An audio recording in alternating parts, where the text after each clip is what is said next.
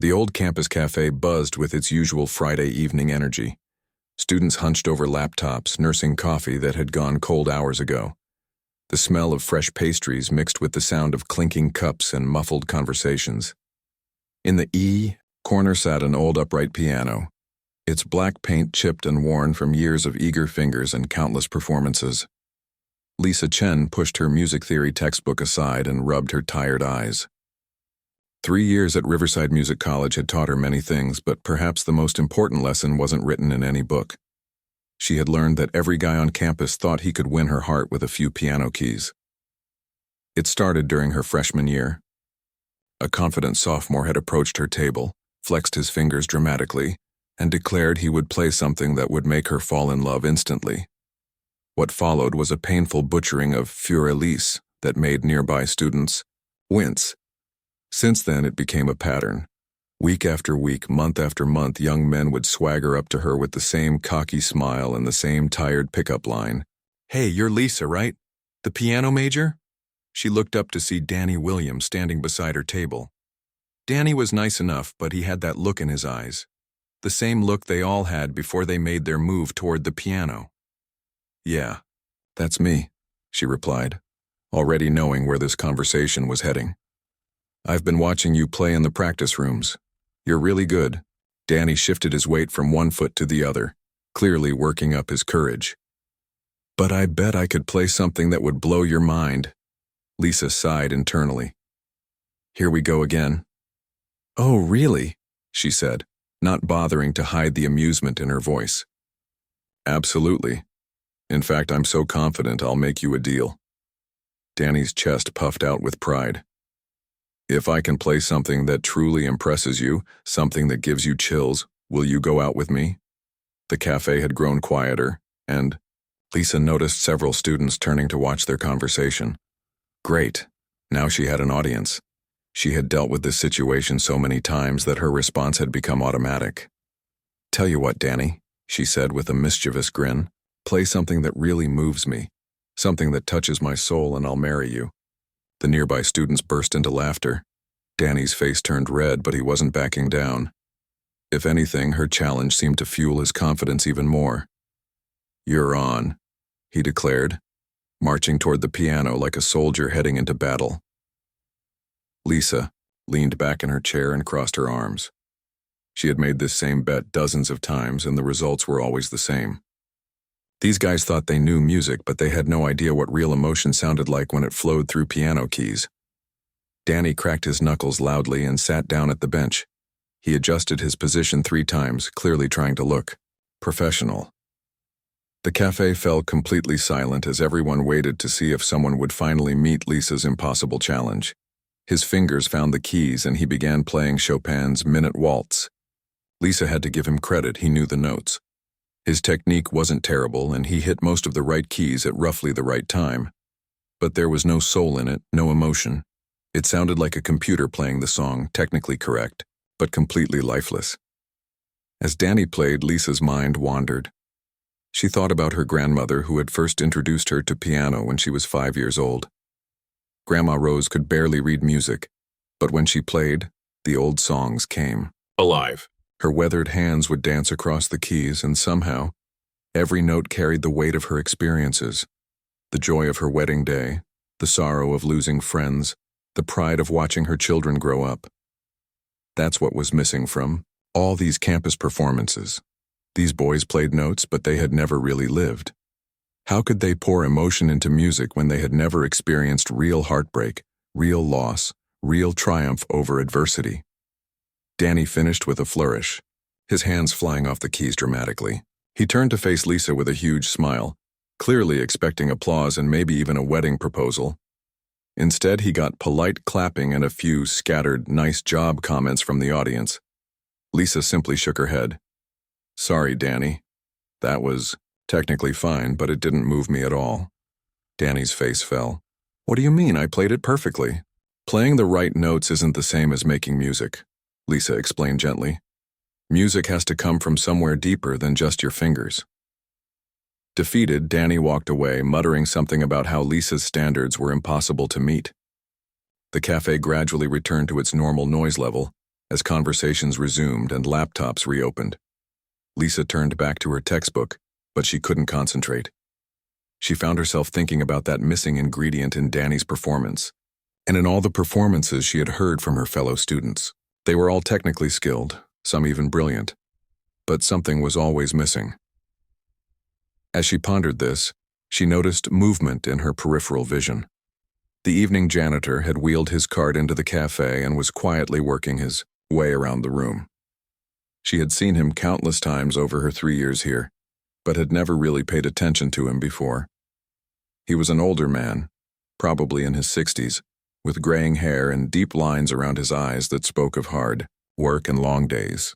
His uniform was clean but faded, and he moved with the careful efficiency of someone who had been doing the same job for many years. Students barely acknowledged his presence as he emptied trash cans and wiped down tables. But tonight, something was different. As he cleaned the tables near the piano, Lisa noticed him pause, his eyes fixed on the instrument with an expression she couldn't quite read. It wasn't the casual glance of someone simply doing their job. There was something deeper there, something that looked almost like longing.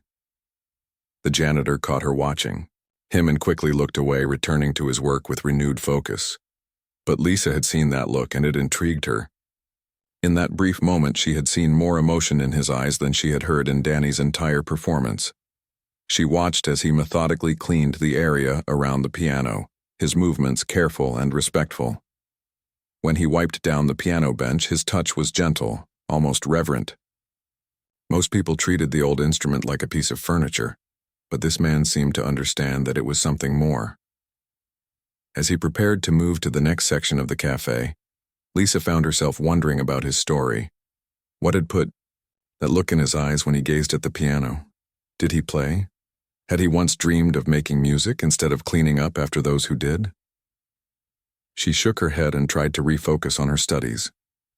But throughout the rest of the evening, she found her eyes drifting back to the janitor as he quietly went about his work, invisible to almost everyone around him. 3 weeks had passed since Danny's failed attempt at the piano, but word of Lisa's challenge had spread across campus like wildfire. It seemed like every music student now knew about the girl who promised to marry anyone who could truly move her with their playing.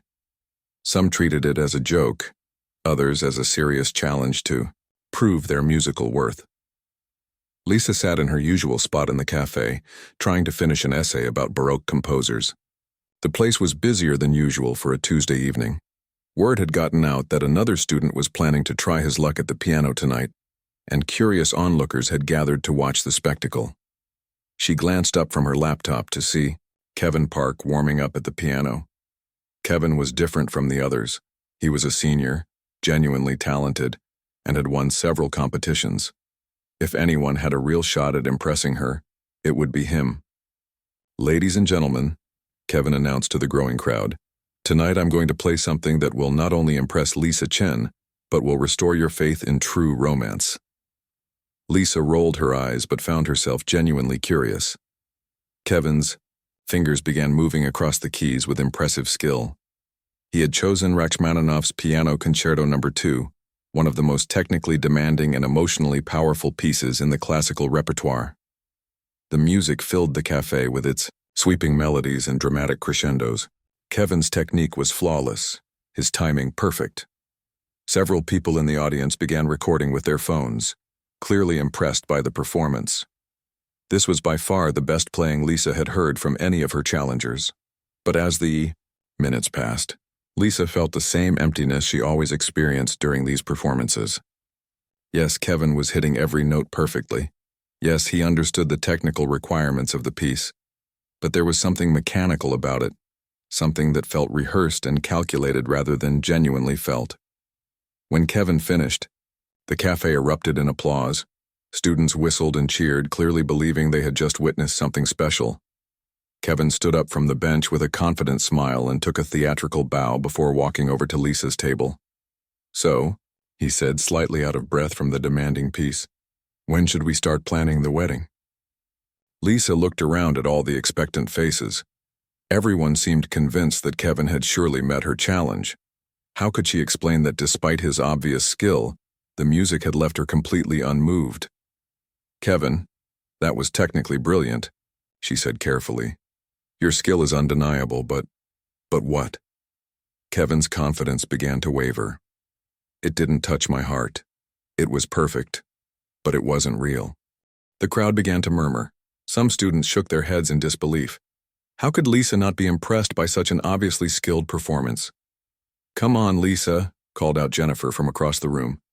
"That was amazing. What more do you want?" "I want to feel something," Lisa replied, her voice rising slightly. "I want music that comes from someone's soul, not just their training." Kevin's face reddened with embarrassment and frustration.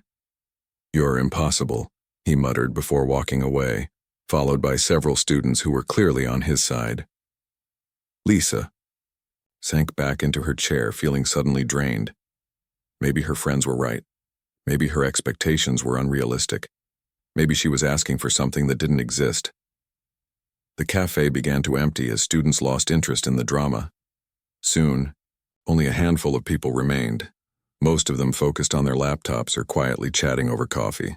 Lisa tried to return to her essay, but her concentration was broken. That's when she noticed him again. The janitor was back, quietly working his way through the room with his familiar cart. She had been watching him off and on for weeks now, and she was certain there was something special about the way he looked at that piano. Tonight he seemed to be moving more slowly than usual. When he reached the area around the piano, he paused longer than necessary, his eyes fixed on the instrument with that same expression of longing she had noticed before. An idea began forming in Lisa's mind. It was crazy, probably embarrassing, but she couldn't shake the feeling that this man had a story to tell. She closed her laptop and walked over to where he was cleaning. "Excuse me," she said softly. The janitor looked up, surprised. In all her years at the college, Lisa realized she had never actually spoken to him before. His eyes were kind, but wary, as if he wasn't used to students acknowledging his presence. "Yes, miss?" he replied in accented English. His voice was gentle, with the careful pronunciation of someone who had learned the language later in life. "I'm Lisa. I've seen you here many times, and I noticed you always look at the piano in a special way." The man's eyes flickered with surprise, then something that might have been embarrassment. "Oh, I just clean around it, miss. Nothing special." "Do you play?" Lisa asked directly. The janitor was quiet for a long moment, his hands gripping the handle of his mop.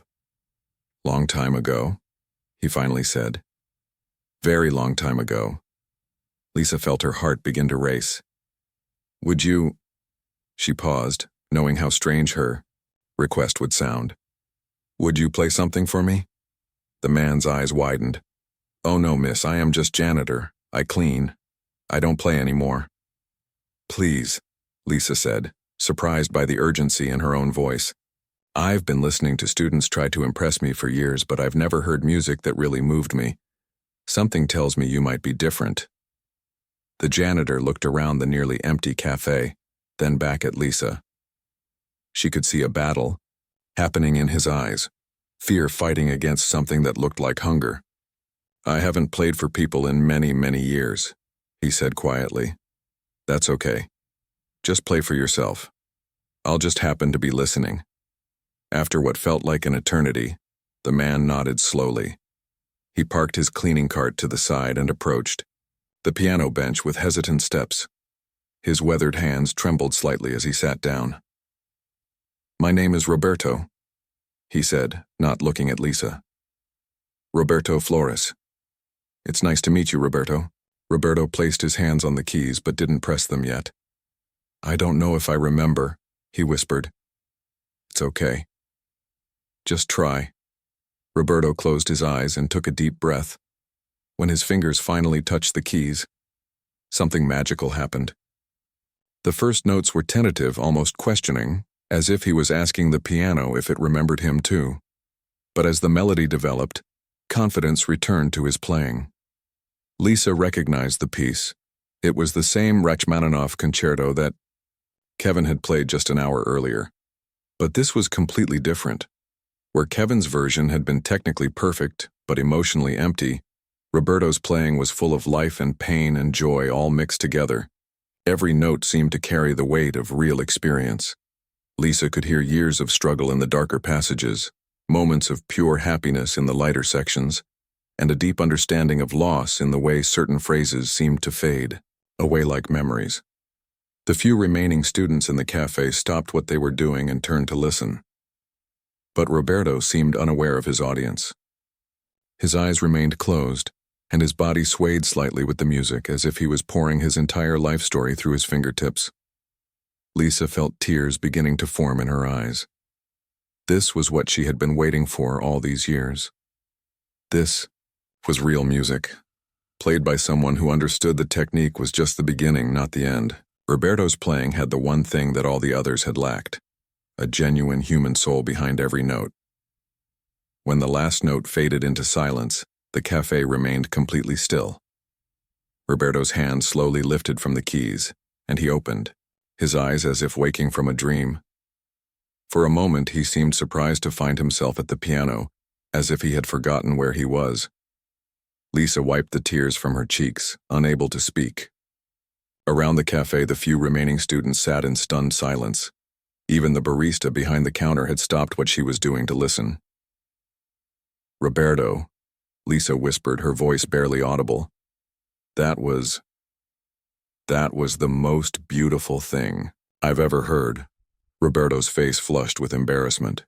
He quickly stood up from the bench and began moving toward his cleaning cart. "I'm sorry, miss, I shouldn't have. I need to finish my work." "No, wait." Lisa jumped up from her table. "Please don't leave. I need to know. How did you learn to play like that?" Roberto paused, his hand on the cart handle. His eyes darted around the room, clearly uncomfortable with the attention he was receiving. "It was long time ago, miss. Different life." "Please," Lisa said, approaching him slowly. "I've been searching for music like that my whole life. Where did it come from?" The other students in the cafe had begun to gather around, drawn by curiosity. Roberto looked even more nervous as the small crowd formed. "Maybe we could talk somewhere quieter," Lisa suggested, noticing his discomfort. Roberto nodded gratefully. They moved to a corner table away from the curious stares. Lisa sat across from him, waiting patiently as he seemed to gather his thoughts. "You really want to know?" he asked, his accent thick with emotion. "Yes, I do." Roberto was quiet for a long moment, his weathered hands clasped together on the table. When he finally spoke, his voice was soft and careful. "I was born in Argentina," he began.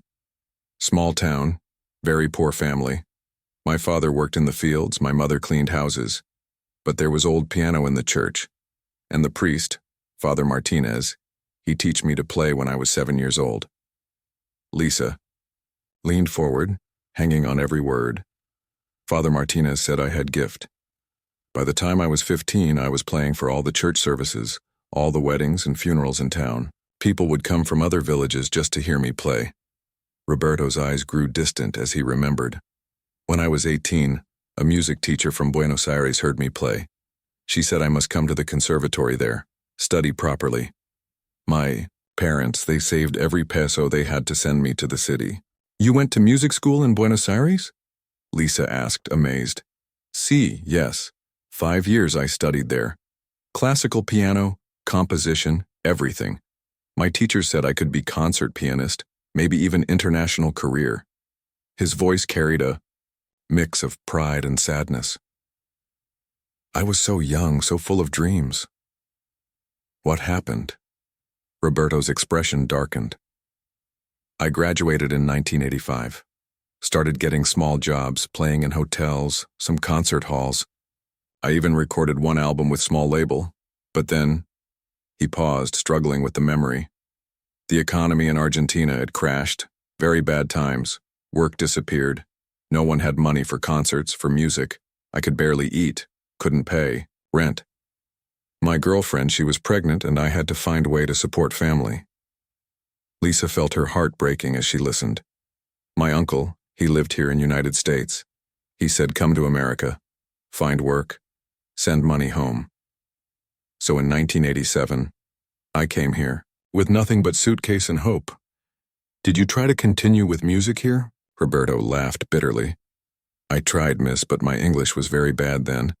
My credentials from Argentina, they meant nothing here. I went to auditions, but always they wanted someone with American training, someone who looked different than me. That's terrible. I took any job I could find, construction, dishwasher in restaurants, cleaning offices at night. I sent every dollar I could back to Argentina for my wife and baby daughter. Lisa's eyes widened. You have a family? Had, Roberto corrected gently. My wife, Carmen, she died of cancer 8 years ago. But my daughter, she is doctor now in Chicago. My son, he is engineer in Texas. They both graduated from university here because I cleaned floors and offices for 25 years. And you never played music during all that time? Roberto shook his head. At first it hurt too much. Every time I heard piano music, it reminded me of dreams I had to give up. After a few years, I told myself I was janitor now, not musician. Better to forget than to suffer. But you never really forgot, did you? No, he admitted. Especially working here at music school. Every day I hear students practice. Some good, some not so good. But all of them, they have chance I never had. They have time to focus on music, families who support them, teachers who believe in them. Lisa felt a lump forming in her throat. Is that why you always look at the piano that way? Roberto nodded. Sometimes I stand outside practice rooms and listen. I remember what it felt like to make music, not just hear it. But I told myself, those days were finished. What changed tonight? Why did you decide to play? Roberto looked directly at Lisa for the first time since they had started talking. Because you asked me to play for myself, not to impress anyone. It has been so long since someone asked me to just make music because music should exist. And how did it feel? A small smile crossed Roberto's face. Like coming home after a very long trip. They sat in comfortable silence for a moment, both lost in thought. Finally, Lisa spoke up. Roberto, what you played tonight was more beautiful than anything I've heard from trained musicians half your age. You have a gift that shouldn't be hidden. Roberto shook his head. I am 62 years old, miss.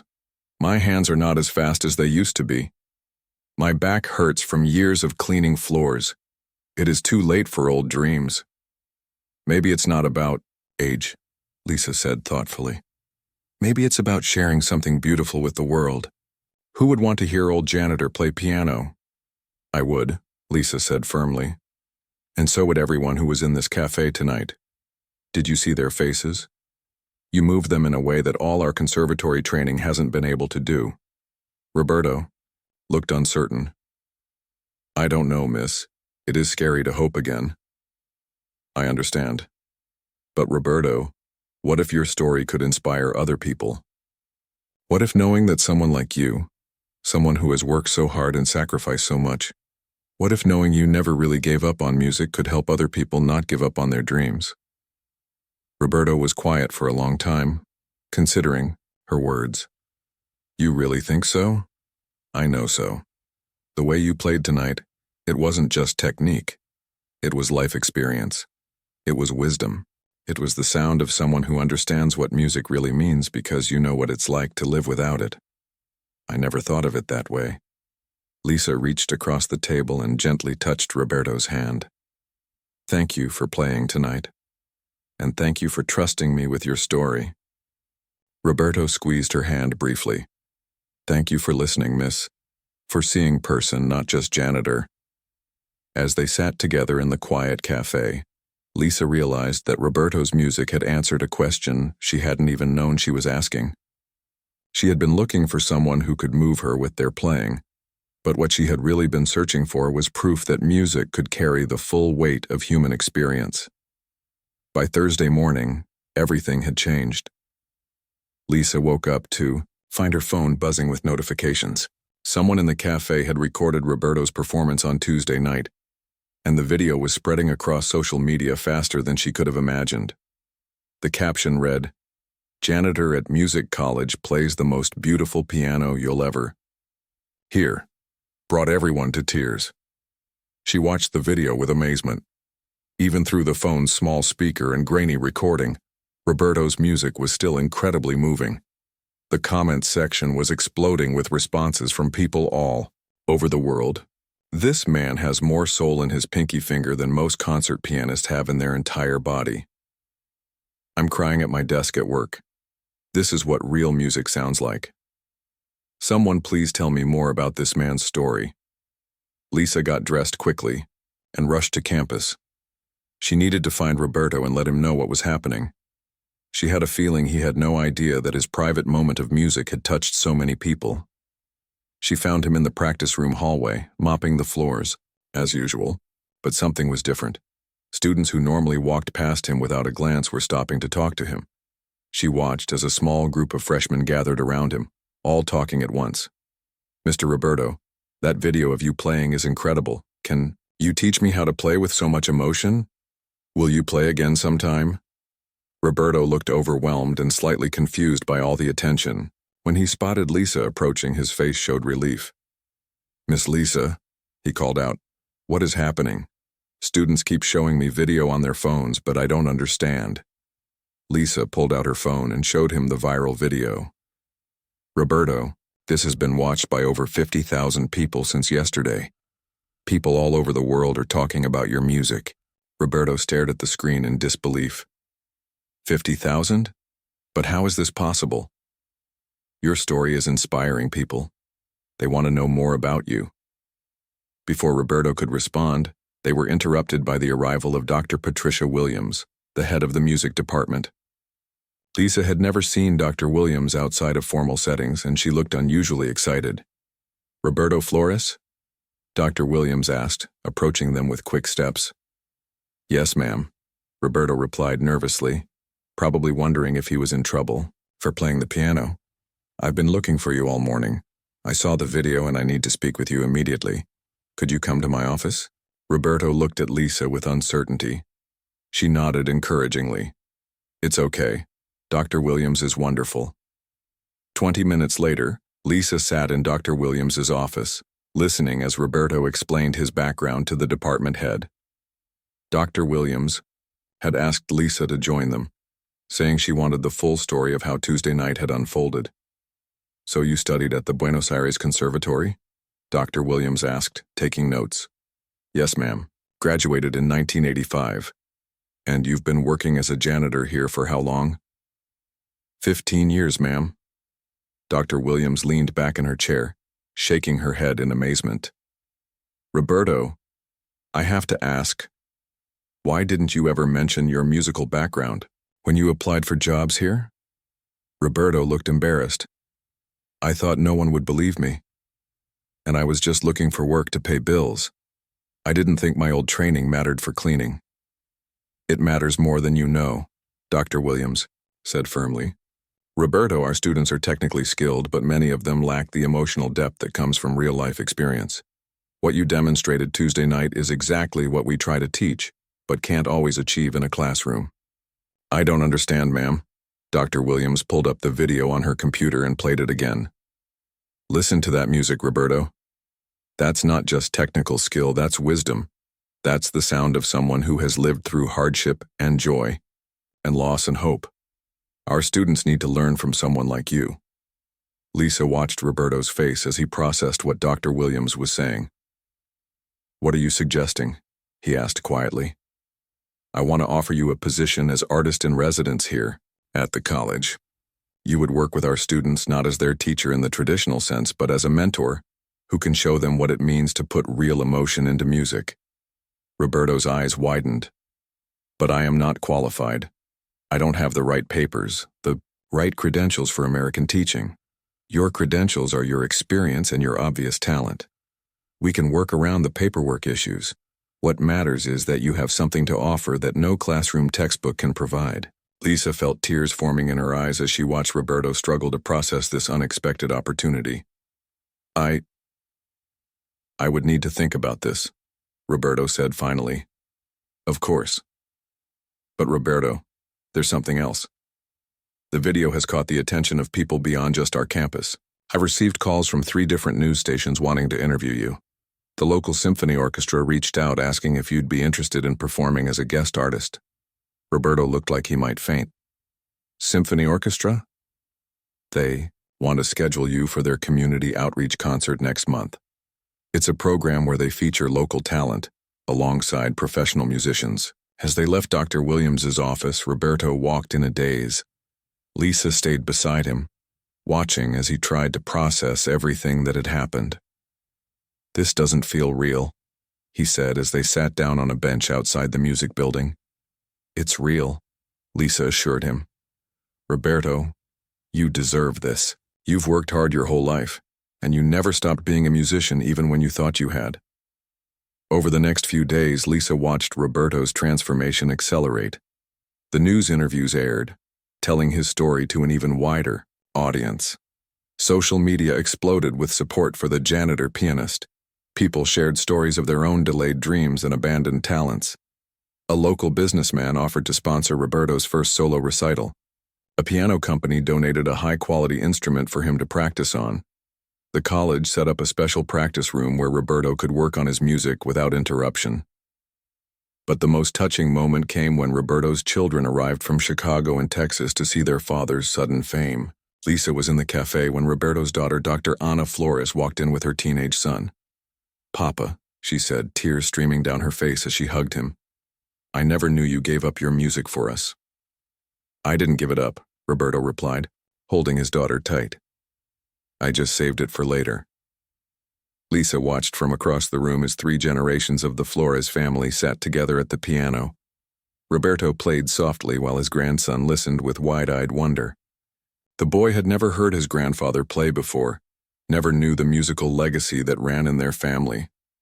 "Abuelo," the boy said when Roberto finished, "will you teach me to play like that?" "I will teach you to play like yourself," Roberto replied with a smile. "But first you must live a little so you have something to say through the music." As Lisa watched this scene unfold, she realized that Roberto's story was about much more than a second chance at musical success. It was about the power of perseverance, the importance of recognizing talent wherever it exists, and the way that music can connect generations and communities. The viral video had started as a simple recording of a beautiful performance, but it had become something much larger, a reminder that it's never too late to reclaim your dreams, and that sometimes the most powerful art comes from those who have lived the fullest lives. 6 months later, the concert hall at the Riverside Performing Arts Center buzzed with excitement. Every seat was filled and people were standing along the walls. Lisa had never seen anything like it for a community concert. She stood backstage, adjusting Roberto's bow tie for the 3rd time. Her hands were shaking more than his were. "You look perfect," she said, stepping back to admire how distinguished he looked in his formal concert attire. "I feel like I'm dreaming," Roberto replied, his voice calm despite the magnitude of the moment. "6 months ago I was invisible. Tonight all these people came to hear me play." Through the curtain, they could see the packed auditorium. The audience was unlike any typical classical music crowd. There were construction workers still in their work clothes, elderly couples who had driven hours to be there, college students, and families with young children. Roberto's story had touched people from all walks of life. "Are you nervous?" Lisa asked. Roberto smiled. "A little, but also excited. You know what the strangest part is?" "What?" "For so many years I thought my music career was over. I thought I had failed. But now I understand that everything I went through, all the hard work, all the sacrifice, it all became part of my music.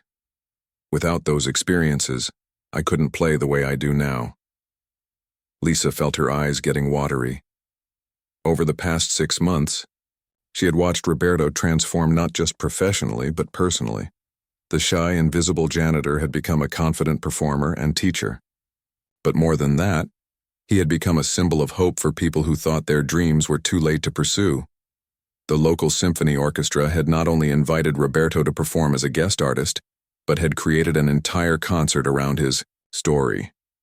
They called it Dreams Delayed Not Denied, and featured several other local musicians who had found success later in life. "5 minutes, Mr. Flores," the stage manager announced. Roberto took a deep breath and walked toward the stage entrance. Lisa followed along with his children and grandson, who had flown in for this special night. As Roberto stepped onto the stage, the entire audience rose to their feet in applause before he had even played a single note. He stood at the piano, looking out at the sea of faces, and Lisa could see the emotion on his face. He sat down at the concert grand piano, a far cry from the old, chipped upright in the campus cafe where this all began. The hall fell completely silent as he placed his hands on the keys. Roberto had chosen to open with the same Rachmaninoff piece he had played that first night in the cafe. But this performance was different. 6 months of practice, proper nutrition, and emotional healing had restored much of his technical ability, yet he had lost none of the emotional depth that had made his original performance so powerful. As the music filled the concert hall, Lisa watched the audience's faces. She saw people crying, others sitting with their eyes closed, completely absorbed in the sound. In the front row, Roberto's grandson sat transfixed watching his grandfather create magic with the piano keys. When Roberto finished the Rachmaninoff, the applause was thunderous. But he wasn't done. He moved into a piece he had composed himself, a musical autobiography that told the story of leaving Argentina, working countless jobs, raising his children from a distance, and finally finding his way back to music. This new composition was unlike anything Lisa had ever heard. It contained elements of Argentine folk music mixed with classical structures, creating something entirely unique. The melody carried themes of longing, hope, struggle, and ultimately, redemption. As Roberto played his own composition, Lisa thought about how much her life had changed since that night in the cafe. She had become Roberto's manager and advocate, helping him navigate his new opportunities. But more importantly, she had learned what she had really been searching for all along. When Roberto finished his performance, the standing ovation lasted for nearly 10 minutes.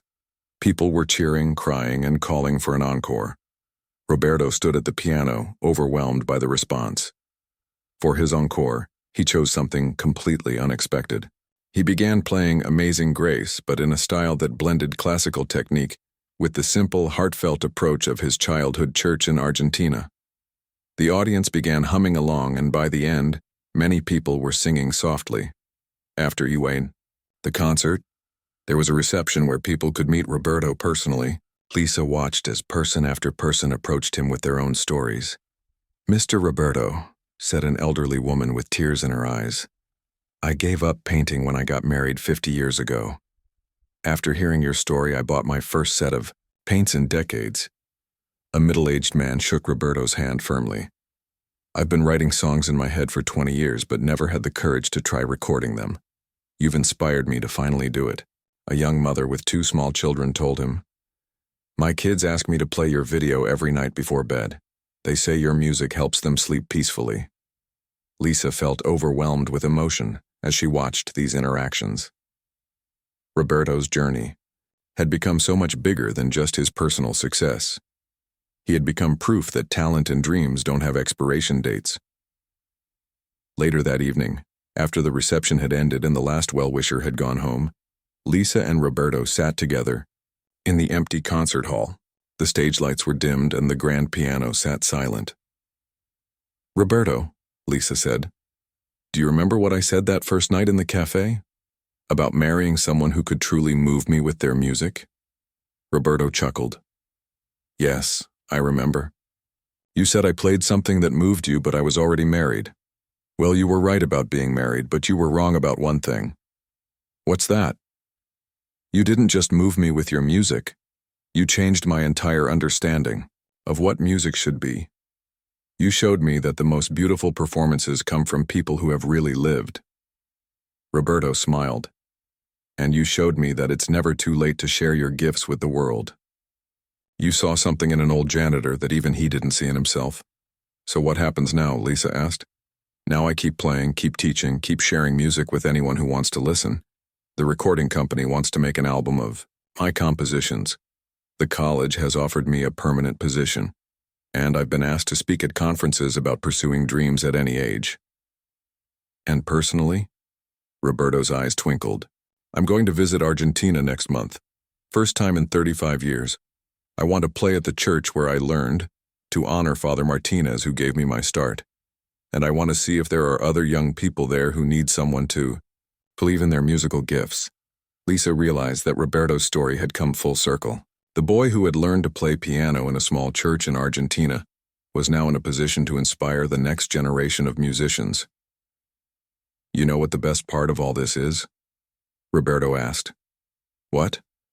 I finally understand that my real career was never interrupted. All those years of working and struggling and sacrificing, that was preparing me to be the musician I was meant to be. Every hardship gave me something to express through music. Every joy became a note I could share with others. As they sat in the quiet concert hall, Lisa realized that Roberto had fulfilled her challenge in the most unexpected way. She had asked for someone who could move her with their music, and he had given her something far greater, a completely new understanding of what it meant to live a meaningful life.